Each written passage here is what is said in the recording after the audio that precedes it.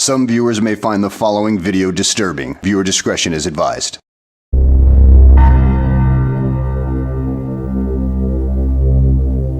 For hundreds of years, it was all too easy to get away with murder. Too often, foul play was mistaken for natural death. There were no death certificates, no autopsies. At the turn of the century, this changed when Scotland Yard created the Office of the Forensic Pathologist, a doctor who would investigate all unnatural deaths, the accidents, the suicides, and the murders. Throughout the years, the medical examiner developed an arsenal of weapons to hear and interpret the language of the dead with unbelievable accuracy. Today, we can enter this world, a world both fascinating and forbidden. It is the world of the forensic pathologist,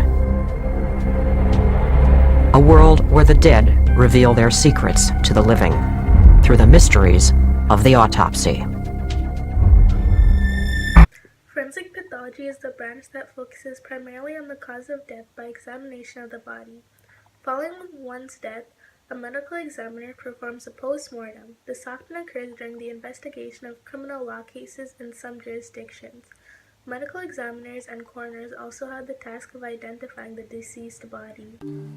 Forensic pathology takes a minimum of 13 years of training and education. Forensic pathology involves the following subject areas: biology, physics, chemistry, even psychology, and anthropology. Communication skills are also an important factor due to the fact that half the job of being a forensic pathologist is writing reports and giving testimonies during trials.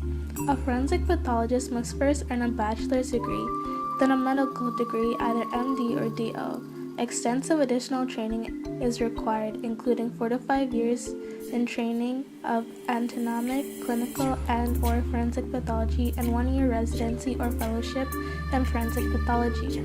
Once training is completed, a forensic pathologist must pass an exam to become board certified. Types of instruments used: bone saw, used to perform amputations and used to saw bones in autopsies. Bread knife, used to slice organs into meat strips to make it easier for examination. Enterotome, used to hollow inside of the gut. Rib cutter, cuts ribs to get out other things. Scalpel, removes delicate insides and can reach into small cavities. Hagedorn needle, used to sew up a body with heavy twine when it has finished autopsy. Hammer, used to separate calvarium or upper part of cranium from the lower part of the skull. How does forensic pathology help investigations and solving crimes? It helps mostly with deaths with unknown causes. It can help determine the type of weapon used. When doing autopsies, it can help determine the time of the death.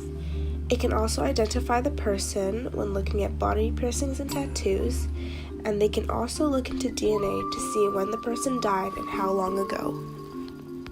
The study of forensic pathology can lead to many different job prospects. These job prospects include forensic pathologist, forensic autopsy technician, and anatomic pathologist assistant.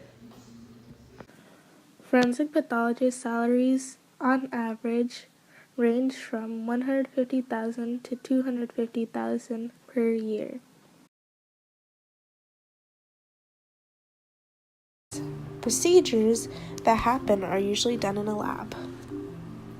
There is always constant DNA testing. Forensic pathology is an area of very high specialization in various fields, like genetic testing, biology, medicine, and other sciences. A lot of forensic pathologists are leaders in their fields. They are usually called to deal with difficult cases and also give testimony regarding issues involved in forensic data. Forensic pathology is a branch of forensics that is without a doubt one of the most difficult. With the advancement of technology, it is becoming easier to solve crimes using DNA evidence. The use of this evidence proved beyond reasonable doubt not only how, but what occurs during a crime.